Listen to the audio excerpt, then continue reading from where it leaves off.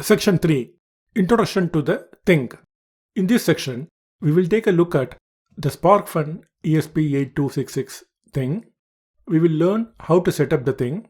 After that, we will get to know the IoT project that we will be doing with the thing.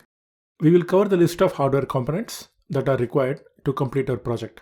Finally, we will start with some real small projects and we'll end the section with a complete IoT project that uses a sensor, an actuator, and an IoT development board. Sounds interesting? Video 1. Introduction to the SparkFun ESP8266 thing. In this video, we will learn about the SparkFun ESP8266 and its capabilities. The SparkFun ESP8266 thing is the IoT hardware platform that we will use to build our IoT projects in this course. The thing is built around the wildly popular ESP8266 Wi-Fi enabled microcontroller chip. The ESP8266 is incredibly cheap. It costs less than a couple of dollars and packs quite a punch. However, the ESP8266 is rather small and with a limited I/O and a pinout that is not all that intuitive, it can be rather challenging to build an IoT project around it. This is true especially for a beginner. The SparkFun's ESP8266 thing breaks out all of the module pins. That is not all. It also comes with a LiPo charger, power supply, and all other supporting circuitry. All this makes it an ideal development board when you are starting out on IoT projects. The LiPo battery connector on the thing allows you to build really wireless projects that doesn't have to be plugged to any power socket. The SparkFun ESP8266 thing is a pretty looking board with the pins broken out into two parallel breadboard compatible rows. Let us take a quick tour of the board. First, we have the USB connector using which you can power up the board. Next to that, you will find the LiPo battery connector. The board can be powered up either through the USB or through the LiPo battery.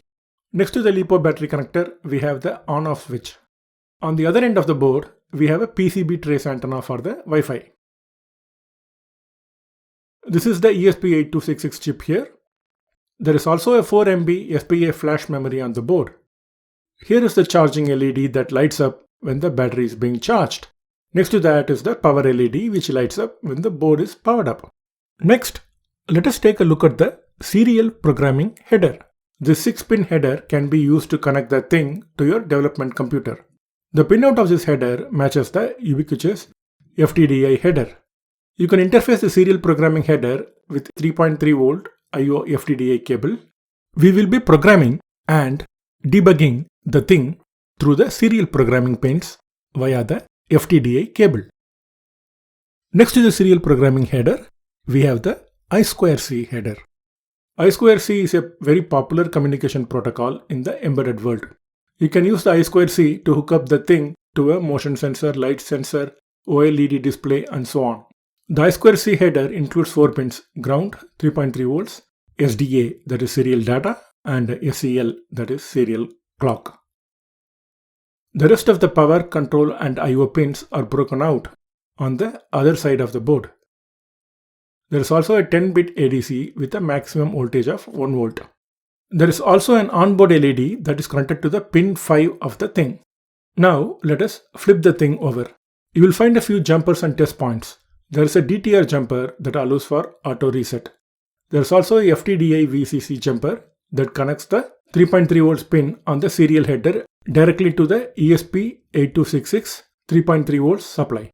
As you can see, the SparkFun ESP8266 is a board meant for IoT projects. Let us complete our tour of the board by getting to know a few important points. The ESP8266 maximum voltage is 3.6 volts. So the thing has an onboard 3.3 volt regulator to deliver a steady, consistent voltage to the IC. This means that the ESP8266 I/O pins also run at 3.3 volts. If you have any 5 volt signals running into the IC, you will need to level shift them. Earlier, we learned that the board can be powered by USB or through the LiPo. Alternatively, if you have an external regulated supply you would like to deliver directly to the ESP8266, you can supply the voltage through the 3.3 volt pin on the I2C header. This voltage doesn't have to be exactly 3.3 volt. but must be within the range of 1.7 to 3.6 volt. On average, the thing pulls about 80 milliampere. If the Wi-Fi is transmitting or receiving data, then the draw can increase. In the deep sleep mode, the thing draws a mere 10 microampere current. If your IoT project requires maximum battery life, the deep sleep functionality can come really handy. This ends the tour of the SparkFun ESP8266 thing.